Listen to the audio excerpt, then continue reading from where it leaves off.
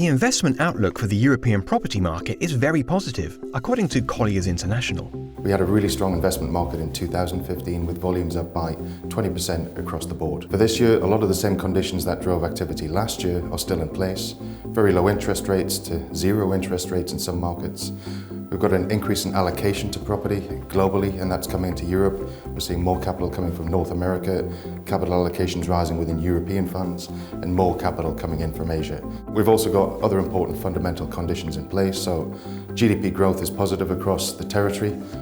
It's particularly strong in Central and Eastern Europe, in the likes of Poland, Romania, Czech Republic. So that's a very good thing for the market. It's driving employment growth, which is a good thing for the market, and it's driving consumer growth, which is also important for retail and logistics equally.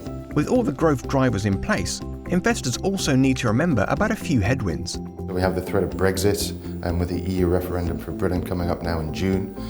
We have political migration crisis and threats over the Schengen zone, which could disrupt the flow of goods and ultimately the free movement of labour across the continent. And neither of those are really a good thing for property across continental Europe or Central and Eastern Europe. In the midst of all that, oil prices are low, which could have both positive and negative consequences.